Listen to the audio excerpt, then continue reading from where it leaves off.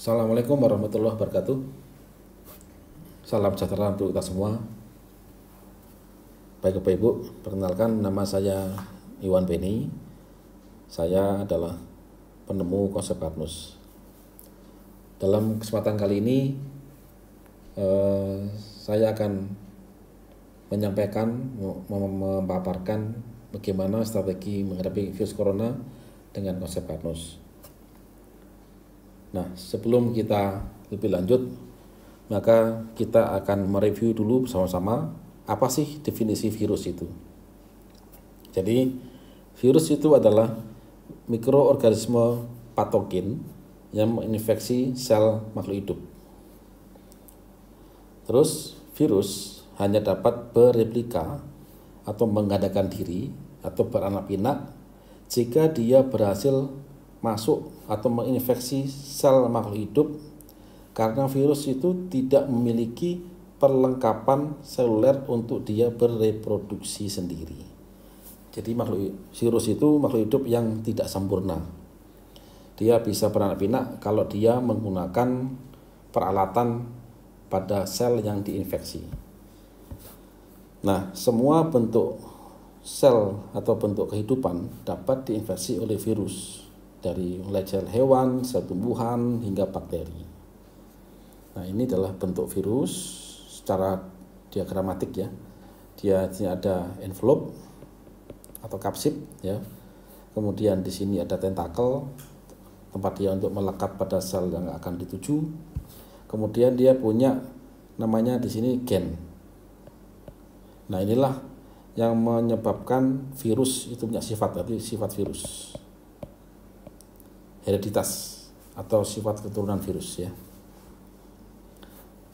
Nah, oke. Terus bagaimana cara virus menginfeksi sel? Cara virus untuk menginfeksi sel. Jadi begini Bapak Ibu. Ada 7 tahapan di sini yang akan kita paparkan. Suatu virus dia akan bisa bereplika atau beranak pinak jika dia memanfaatkan sel target. Nah, ini target, ini sel target ini. Sel target. Atau sel korban ya, sel korban. Nah, gitu. Dia akan sebelum masuk ke dalam sel, maka dia pasti melewati dulu membran. Karena setiap sel punya membran. Nah, ini punya kulit ya, punya kulit sini. Maka dengan tentakel ini maka dia akan nempel. Nempel kemana? Nempel ke yang sesuai. Jadi di dalam setiap sel makhluk hidup itu mempunyai reseptor, mempunyai pintu-pintu ya, jalur-jalur untuk sesuatu itu masuk ke dalam. Nah, otomatis supaya dia masuk bisa menempel, maka dia punya kesamaan antara bahasa virus dengan bahasa pintunya sel. Nah, sini ya. Nah, setelah dia melekat, ketemu, maka dia masuk ke penetrasi, yaitu masuk ke jalur reseptor sel. Di sini saya berikan reseptor hormon di sini ya. Maka virus akan ke sini, seret, sini. Setelah dia menempel, maka dia mengeluarkan perintah berupa hormon sehingga membran sel ini akan melakukan apa yang diminta oleh bahasa perintah dari virus, gitu kan. Intinya membuat kulit sel ini terbuka sehingga virus masuk seret ke sini. Maka begitu dia berhasil masuk ke jalur reseptor sel, maka virus tadi akan masuk ke tahap 3, itu pelepasan mantel, di mana gen virus masuk ke sitoplasma. Di sini gen virus tadi itu. Nah, begitu di sini, maka virus akan berusaha masuk ke nukleus, tempat pembuatan DNA. Masuk ke tahap 4, replika gen. Virus masuk ke nukleus sel dan penggandaan diri. Setelah itu apa? Dia perakitan, membentuk virus yang baru menggunakan peralatan yang ada dalam sel ini. Yang keenam, masuk pematangan, yaitu proses akhir virus baru yang matang. Setelah itu dia akan keluar Sehingga virus yang tadi, sel tadi akan biasanya sel korban ini begitu dia lepas keluar, maka biasanya sel yang korban tadi, sel target itu rusak atau mati. Dan virus yang baru akan berusaha menginvasi lagi sel yang lain. Sel lain. Terus begitu. Sampai mengakibatkan suatu hal yang fatal dan berujung pada kematian pada makhluk hidup yang diinfeksi oleh virus tadi. Nah, sekarang coba kita ke virus corona ya. Saya coba hapus dulu marking.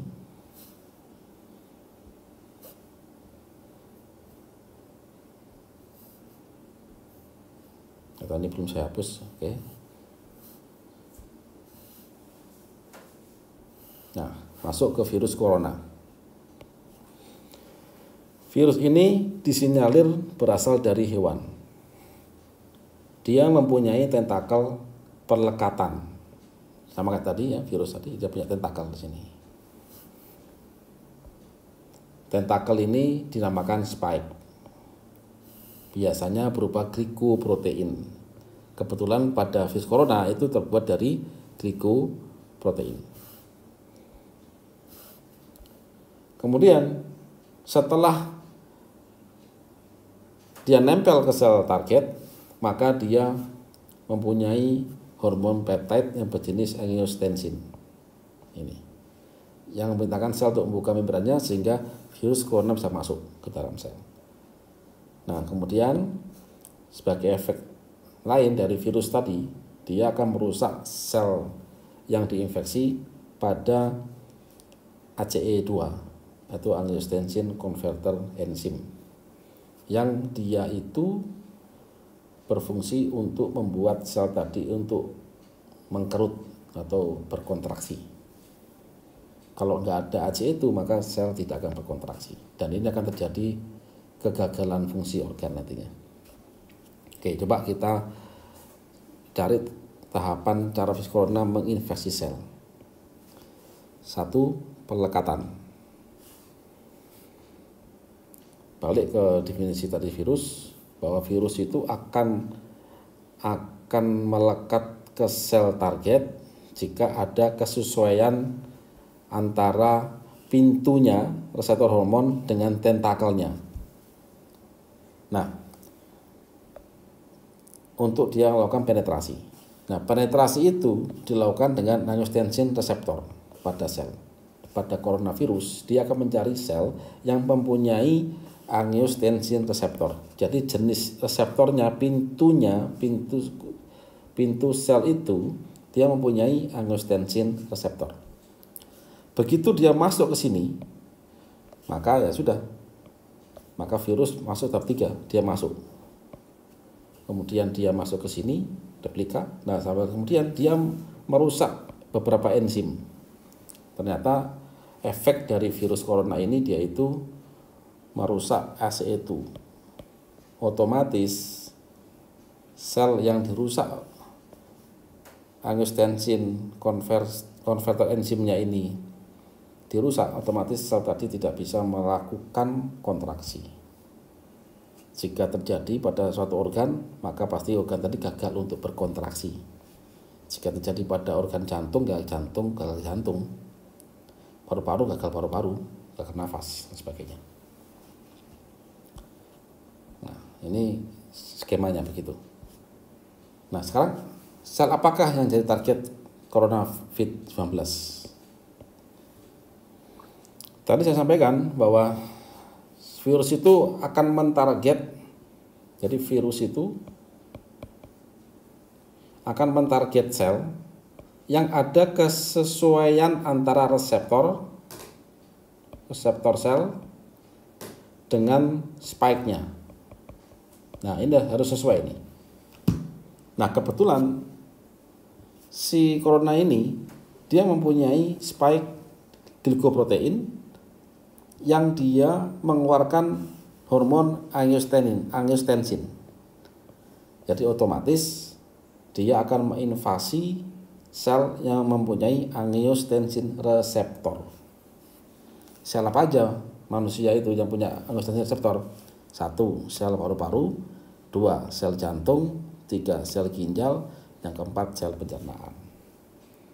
Terus apa sih fungsi hormon peptide angiotensin itu? Hormon itu adalah salah satu skema sistem pemerintahan pada tubuh manusia yang memerintahkan sel untuk beraktivitas bertindak. Nah, pada angiotensin hormon dia memerintahkan sel untuk melakukan kontraksi. Jika sel jantung dapat perintah angiotensin ini, maka dia akan berkontraksi memompa. Jika sel paru-paru mungkin dia akan berkontraksi untuk mengembang atau memompa udara ya.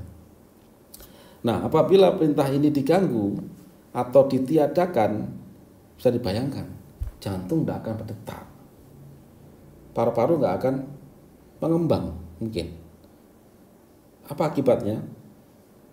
Ya bisa gagal jantung dan gagal nafas. Nah, ingat, apa sih beda hormon dan enzim? Di sini jangan bingung. Hal ini sudah kita bahas waktu ada kuliah Karnus 5 angkatan. Kita sering bicarakan tentang dua hal ini. Jadi perlu Bapak Ibu ketahui, konsep Karnus ini ada perkuliahannya.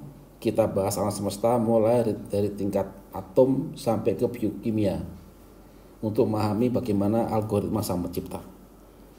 Nah, hormon itu adalah mekanisme perintah dalam struktur organisasi sel tubuh manusia. Hormon dalam memerintah suatu sel akan menuju reseptor sel. Nah, begitu suatu sel itu menerima perintah, maka dia akan mengeksekusi. Siapa yang mengeksekusi? Dialah enzim.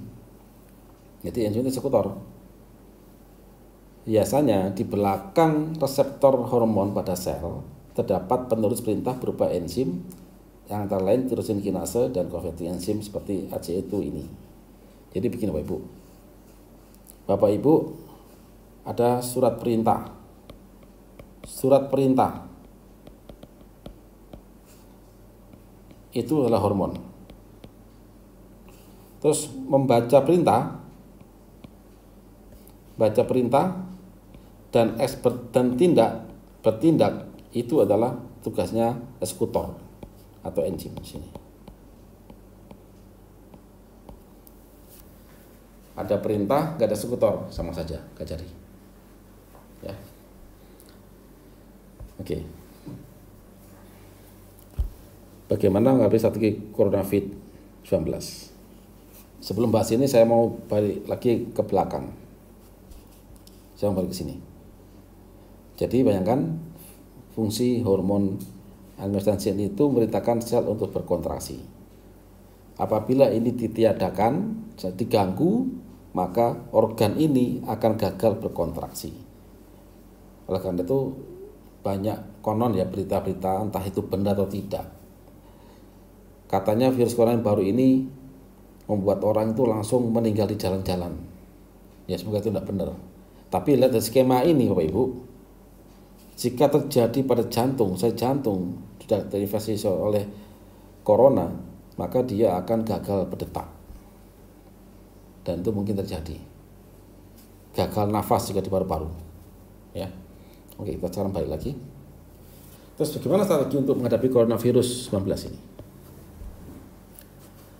Bapak Ibu, coronavirus itu di luar awalnya, di luar. Ini virus corona.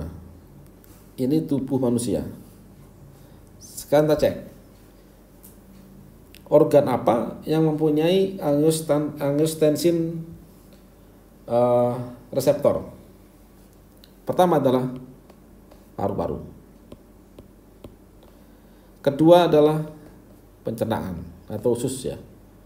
Pencernaan atau usus halus ini. Yang ketiga ginjal. Yang keempat jantung. Ini nggak kelihatan jantungnya nih di belakang jantung. Ya. Nah, solusi pertama kali yang paling mudah jika bisa kita blokade jalur masuk virus. Lewat manakah dia? Ada dua sumber. Pertama lewat mulut. Jika masuk lewat mulut, maka dia tujuannya ke usus halus. Yang kedua lewat pernafasan, tujuannya kemana? Dia ke paru-paru. Nah. Jika ini gagal, maka kita masuk ke skenario kedua. Ganggu komunikasi spike virus pada saat menempel ke reseptor sel target. Ya. Kemudian setelah kita ganggu plus dipastikan dia tertangkap, tanda kutip tertangkap, tapi belum bisa bunuh.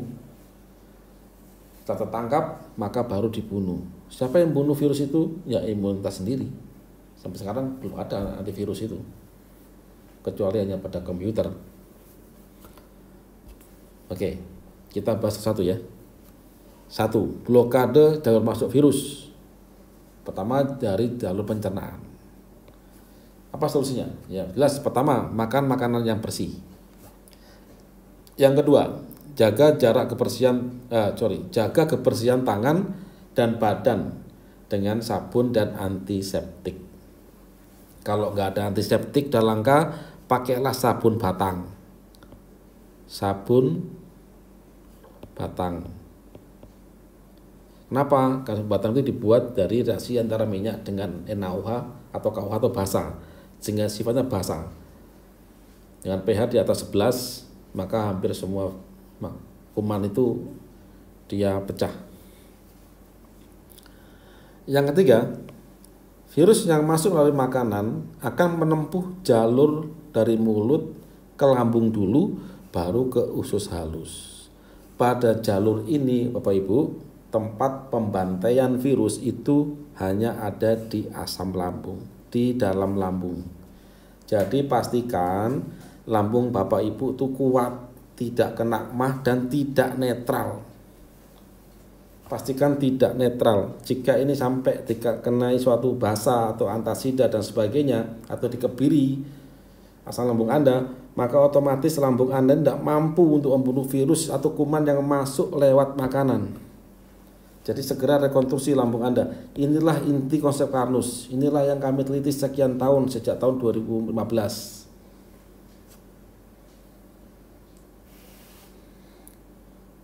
Oke, lanjut. Kemudian blokade virus dari jalur pernafasan. Nah, kalau ini kita hanya bisa melakukan tindakan-tindakan pencegahan, Bapak Ibu. Yang pertama ya pakai masker dengan kerapatan paling tinggi. Kedua, hindari aktivitas berkumpul-kumpul.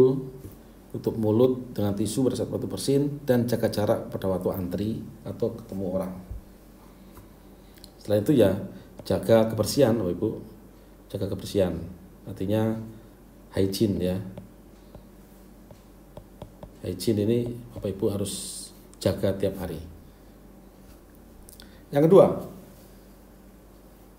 jika blokade gagal dan masuk, ataupun jika ini juga antisipasi, jaga ini kalau dia tembus, bagaimana? Ganggu komunikasi spike virus. Ya, jadi langkah ini langkah kedua. Gagal pada langkah 1, do it. Pada kondisi ini, virus berhasil menempel pada sel organ tubuh pasien. Ingat, kita asumsikan dia sudah masuk. Kemudian setelah dia menempel, maka virus itu akan berkomunikasi. Dia akan berkomunikasi dengan sel melalui apa? Melalui reseptornya, reseptor angiotensin itu. Ini, reseptor ini. Dengan bahasa apa? Hormon ini. Kita ganggu dia. Bagaimana cara mengganggunya? Coba sekarang Bapak Ibu, jika ada waktu dan Bapak Ibu yang mungkin dari background kimia atau biokimia, pada dasarnya setiap reaksi kimia itu adalah perpindahan elektron. Semua elektron itu berpindah untuk mencapai suatu keidealan. Coba dipahami di situ ya. Contoh, selain angiotensin AC itu ya, yang sekarang diramaikan pada virus corona, saya coba ambil contoh enzim yang hampir sama fungsinya, yaitu tirosin kinase, yang dia menerjemahkan hormon, yang dia kerjanya memindahkan elektron dari fosfat pada peptide hormon. Jadi begitu hormon nempel pada reseptor tirosikinase, maka dia akan membiarkan fosfat, kemudian sampai ke DNA untuk dibaca perintahnya apa. Nah, intinya itu perpindahan elektron. Saya coba membuat suatu skema bagaimana kalau kita ganggu dia. Artinya kita kasih donor elektron sehingga virus tersebut terulur waktunya. Bapak Ibu, tubuh kita itu sudah dikasih Tuhan, yaitu Allah Subhanahu wa taala, suatu donor elektron buatan tubuh sendiri, yaitu grupnya glutathione, asam urat, dan juga dari beberapa kayak H2O2 ya, kayak katalase dan sebagainya. Nah, setelah kita olor dengan memberikan donor elektron tadi, jika tidak mampu kasih dia, tubuh kita tidak mampu dengan antioksidan tubuh sendiri, maka kita kasih dia dari luar, tambahan dari luar. Nah, kemudian tangkaplah virus dengan ikatan kompleks. Ini sel, kemudian ini virus masuk, dia berkomunikasi, kita donorkan elektron di sini, kemudian kita kasih semacam tanda kutip kayak lem, perangkap, sehingga dia tertangkap di luar, tidak sampai masuk. Kita ulur waktunya. Dengan apa? Karena kebetulan juga corona ini tentakelnya dari glikoprotein, artinya dari grup protein, yang kemungkinan masih bisa kita tangkap dengan suatu ikatan kompleks. Setelah tertangkap, bunuh virus itu oleh siapa? Sel imun kita yang lewat. Berarti kita butuh sel imun yang kuat dan banyak, cukup jumlahnya. 3. Setelah ditangkap, berarti dihambat dan ditangkap dalam permukaan sel paru-paru kah, sel jantung kah, maka kita harus punya pasukan pembunuh, yaitu siapa? Sel imun. Tapi ada syaratnya Bapak Ibu. Sel imun itu tak kuat jika dia tercukupi makanannya, dia mendapatkan energinya. Baik sel imun dan seluruh sel tubuh manusia itu tidak bisa memakan makanan yang masuk ke mulut kita. Amati ini. Ini makanan manusia. Sel itu tidak kenal dengan makanan itu. Apa yang mau sel? Jika kita makan nasi, dia butuh glukosa, makan daging, dia butuh asam amino, dan etc. dan lain-lain. Ya. Artinya, yang kita makan itu polimer.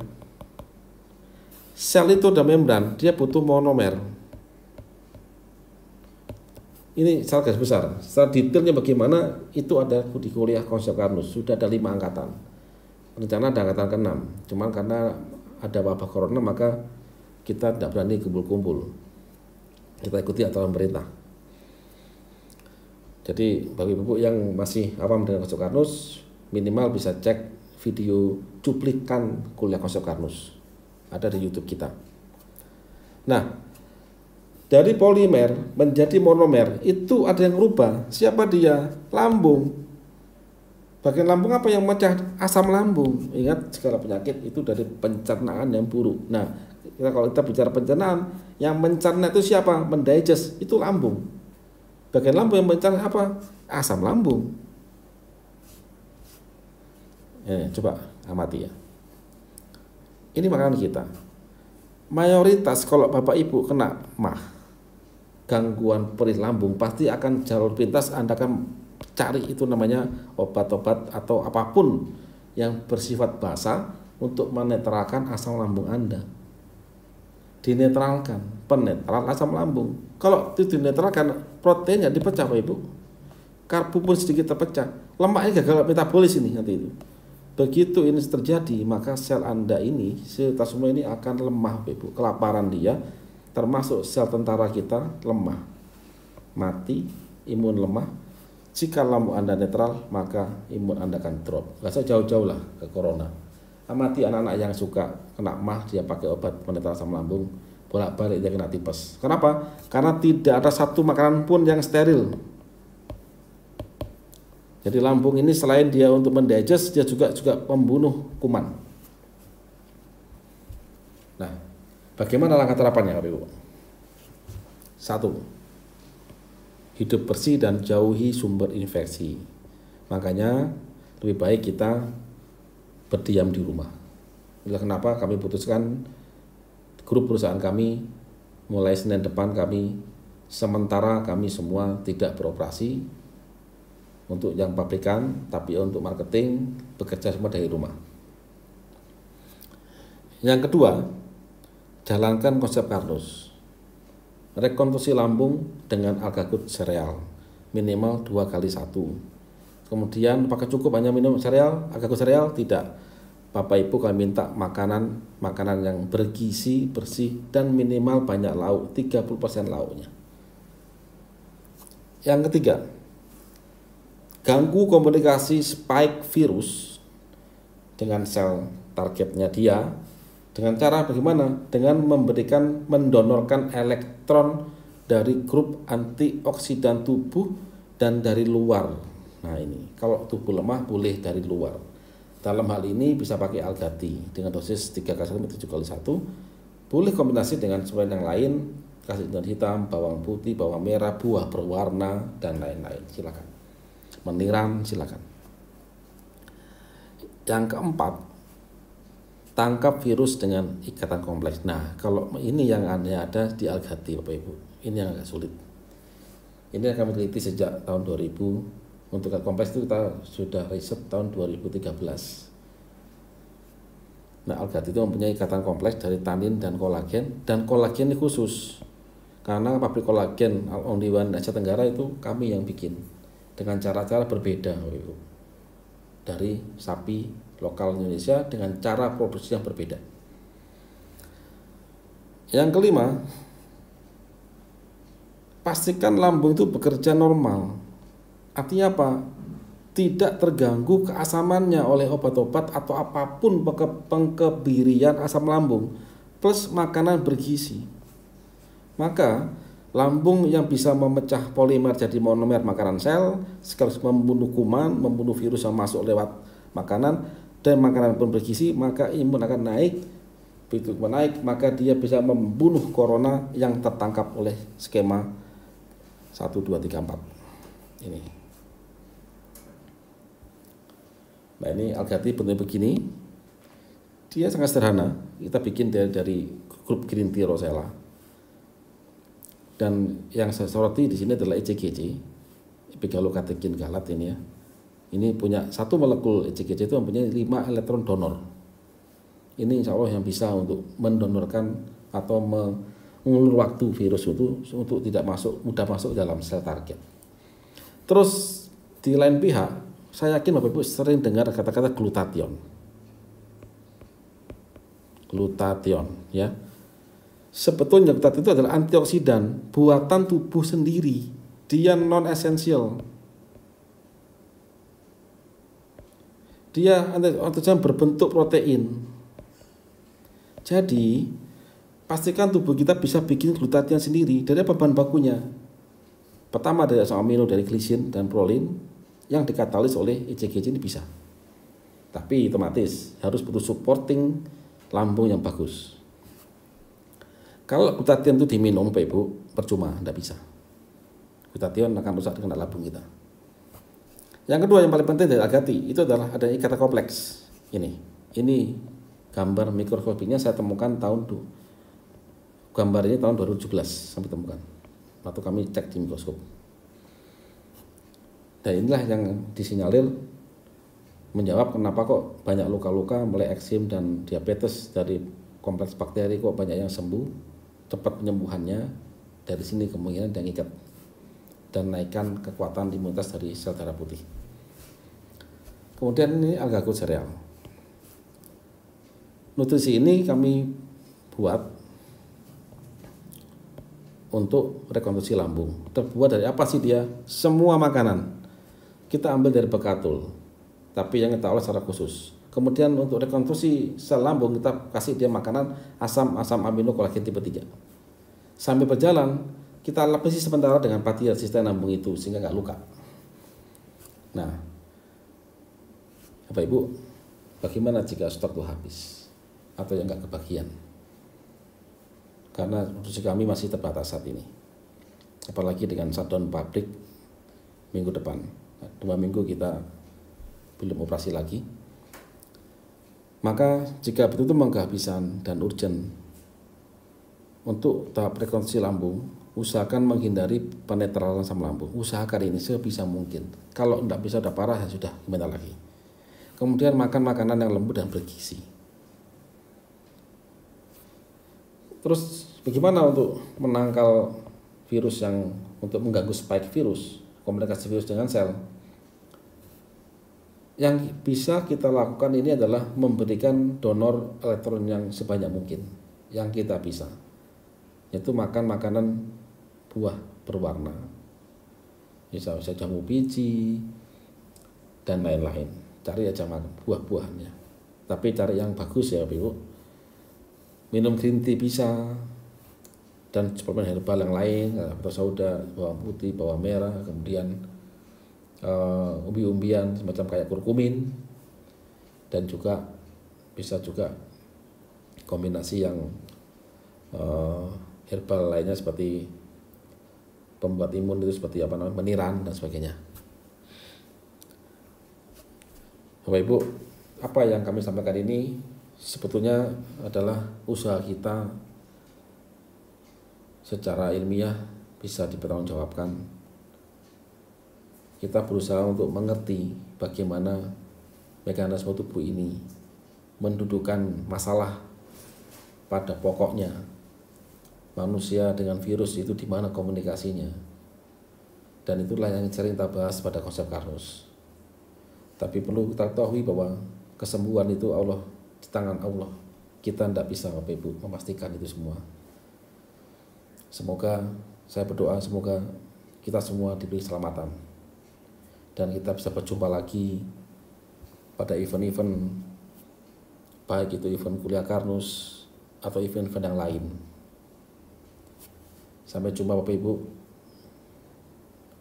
dan mohon maaf apabila ada yang tidak berkenan selama kami menyampaikan suatu makalah sama kita berinteraksi. Demikian, Assalamualaikum warahmatullahi wabarakatuh.